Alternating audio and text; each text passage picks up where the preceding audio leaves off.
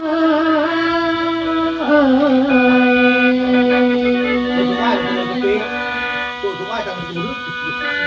อ้ยละป่าเอ้ยสั่งว่าป่าห้องน้ำละป่าเอ้ยสั่งว่าป่าห้องน้ำดูเขาทำน้องวนหาละป่าป่าหัวลงมาเอาแดดตุ่มกะพออู้ละไอ้เบาสิไปโทษคุณมาลำไปเกี่ยวเขาผัวเบา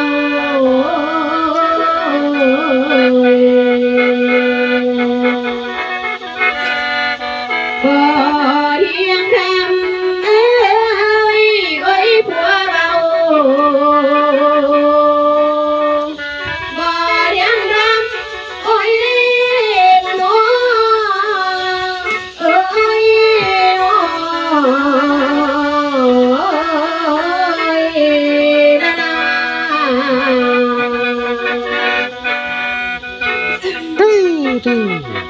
ละอันนี้พี่เอ๋ยพี่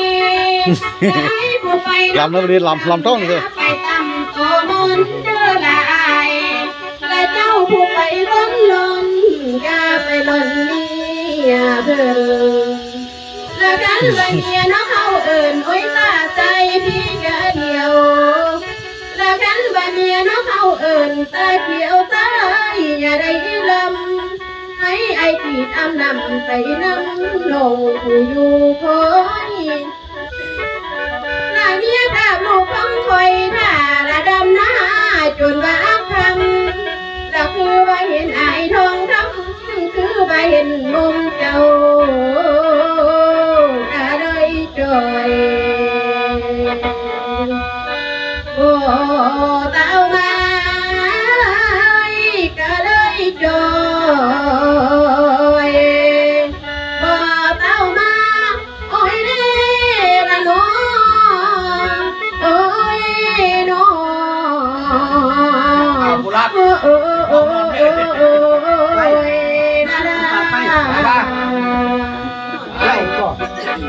ชุดนี้ก็แม่ละอันนี้พี่เอ๋ยพี่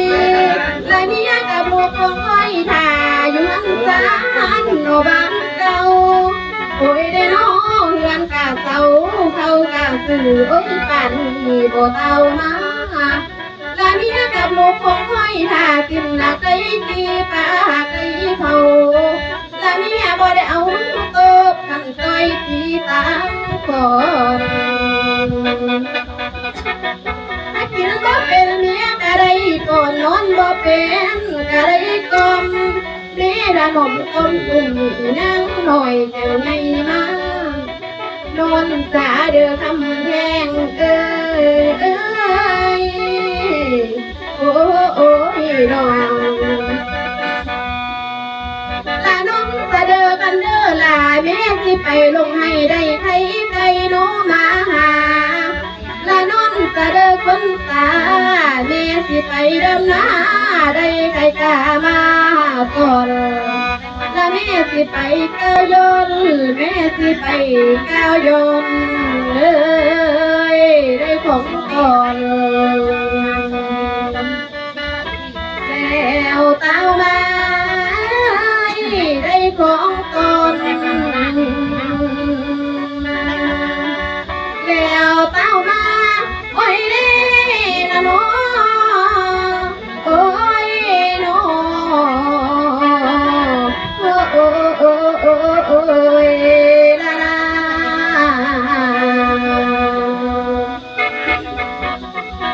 ขอดูขอไปด้วยได้เดือนไม่จุดสองเลยเอาเงินเดือนวันนี้แหละ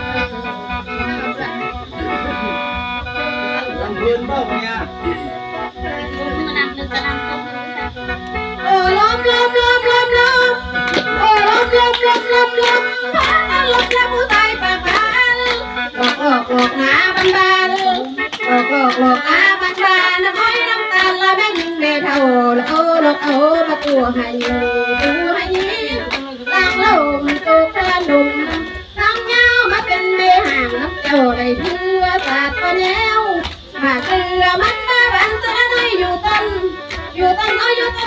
นอายบอกเพื่อคนไอ้นั่นละนาพี่ใจนะ